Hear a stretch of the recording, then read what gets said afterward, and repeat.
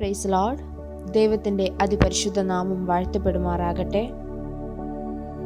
നാം ഈ കാലഘട്ടത്തിൽ നമുക്ക് ചുറ്റുമുള്ള ലോകത്തിലേക്ക് നോക്കുമ്പോൾ അനേകം ഭാഗ്യവാന്മാർ എന്ന് വിളിക്കാവുന്ന ആളുകളെ കാണാറുണ്ട്.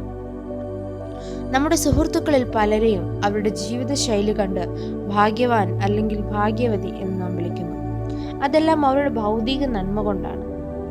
എന്നാൽ ഒരു ഭൗതിക നന്മയും പറവാനില്ലാത്ത ഒരാളെ നാം ഒരിക്കലും ഭാഗ്യവാൻ എന്ന് വിളിക്കുവാനായിട്ട് മുതിരാറില്ല. കാരണം പലപ്പോഴും നാം ഒരാളെ വിലയിരുത്തുന്നത് അവരുടെ പുറമോട് നോക്കിയിട്ടാണ്. എന്നാൽ ആരാണ് ദൈവസന്നിധിയിൽ ഒരു ഭാഗ്യവാൻ? പുതിയ നിയമത്തിൽ 50-ലധികം തവണ ഭാഗ്യവാൻ എന്ന പദം ഉപയോഗിച്ചിരിക്കുന്നത് നമുക്ക് കാണുവാൻ സാധിക്കും. യേശുക്രിസ്തു തന്നെ അനേകം ഭാഗ്യകരമായ അവസ്ഥയെക്കുറിച്ച് തൻ്റെ ഗിരിപ്രഭാഷണത്തിൽ ഉൾപ്പെടെ പറഞ്ഞിട്ടുണ്ട്. ആത്മാവിൽ ദരിദ്രരായവർ, ദുഃഖിക്കുന്നവർ, സൗമ്യതയുള്ളവർ, നീതിക്ക് ദാഹിച്ചും വിശന്നും ഇരിക്കുന്നവർ, കരുണയുള്ളവർ, ഹൃദയശുദ്ധിയുള്ളവർ, സമാധാനമുണ്ടാക്കുന്നവരെല്ലാം ഭാഗ്യവാന്മാരാണ് എന്ന് യേശുക്രിസ്തു ജനത്തെ ഓർമ്മിപ്പിക്കുന്നു. ദാവീദ് രാജാവും ഭാഗ്യവാന്മാർ ആരാണ് എന്ന് തൻ്റെ അനുഭവത്തിൽ നിന്നും ഒരു ഡെഫിനിഷൻ കൊടുക്കുന്നുണ്ട്.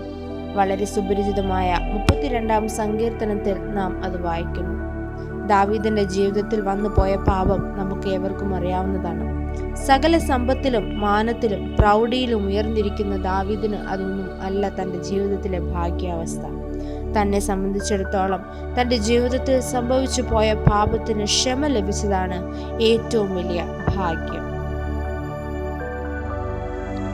നമുക്കറിയാം, പാപമാണ് നമ്മെ ദൈവസന്നിധിയിൽ നിന്നും അകറ്റുന്നത്.